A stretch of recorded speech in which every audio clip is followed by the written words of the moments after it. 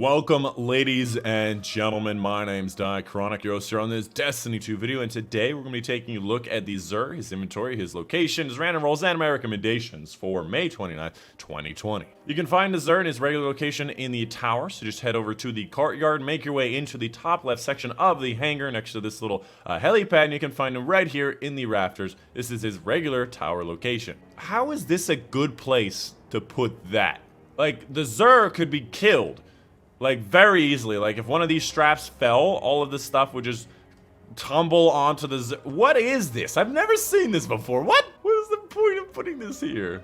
Is this like tools to fix the stairs or something? In case this is all you cared about, this is a high overview of what he has available. Starting up with the weapon today, we have the Prospector Grenade Launcher. Its main perk, Excavation. You hold down the fire button to fire off grenades, full auto by the way, and once you release that fire button, it detonates all live grenades at the same time, and grenades stick to surfaces and set targets on fire. In my opinion, in PvE, it is a subpar DPS weapon with a very, very poor reload speed, and also in PvP, it doesn't really have that many uses. So, it's one of those exotics that doesn't really have a purpose in either one of the game modes. If you end up needing to use this for DPS of any kind, it's most likely because you do not really have any options at all. And it also has a catalyst that I completely forgot about that I keep forgetting to complete. As for the Hunter exotic, we have the Bombardiers, a Season of Dawn exotic that gives you this special perk Parting Gift, where dodging leaves behind an explosion and detonates after a short delay, damaging enemies around it. What I found in PvE, it does not really do much damage to the regular enemies in Strike, so when you get in the higher levels of Master and Grandmaster Nightfalls, this is literally next to nothing. In PvP, it also does a small amount of damage. It might end up getting you a kill here and there, especially if you're in close range. You get that melee and then dodge away. If they don't have enough health, they may die, but it's also something that doesn't really happen that often. As far as the role goes, primary in Discipline, not really that interesting. Secondary in Recovery is good for PvP. This is where I think it is better in, but overall, not really that great of an exotic, and I would just ignore it. Moving on to the Titan exotic, the Doomfang Pauldrons, which I believe I erroneously placed at the number 4 best Titan exotic. Honestly, it should be the number 2, only behind the Antaeus Wards.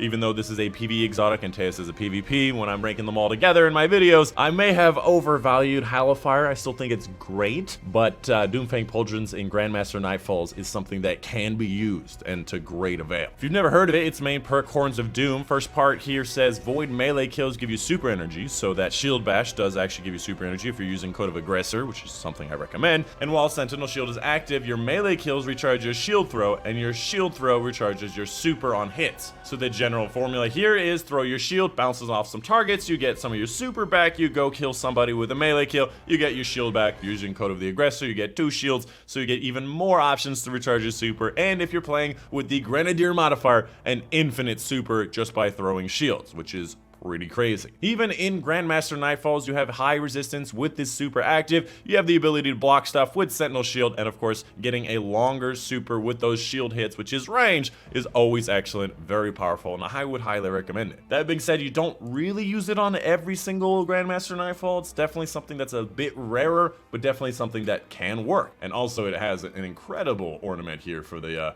Cabal Beast thing. Ugh, looks great. As far as the role goes, primary in Strength definitely works with the Void melee kills give you super energy, something that often is overlooked about this exotic. And secondary in Mobility, not really that great. Personally, I would have liked to see more in Discipline, because that does actually make it so your grenades recharge faster, and I believe that affects the Sentinel Shield. And finally, for the Warlock exotic, we have the Crown of Tempests, the exotic that I consider to be the number 1 best Warlock exotic in the game. It is both great in PvP and PvE. This is something you definitely need to have if you don't have it. Its main perk, Induction Tines, arc ability kills increase the recharge rate of your arc ability. So you go get a grenade kill or a melee kill, and it recharges your grenade and your melee. On top of that, it also extends the duration of Storm Trench, which I believe does not count the Chaos Reach laser, but it might. Don't quote me on that. And I know what a lot of PvP people are going to say is that they did nerf Arc Web, and it's not as powerful as it was before this season, but even then, you still get kills with arc web, you still get kills with your grenades,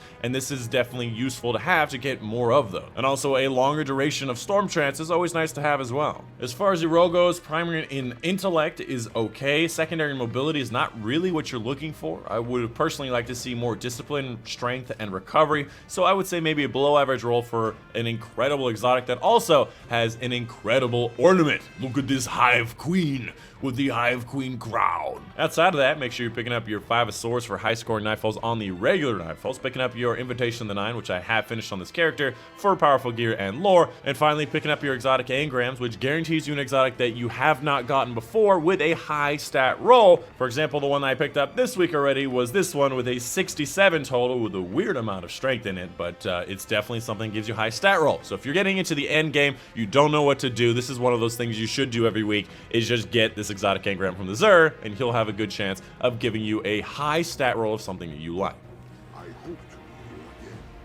Yeah, well, you're not going to be here again if you keep on putting yourself underneath this little netting. You're going to get murked. But anyways, that is the end of it. Whoa, they can transmat, huh?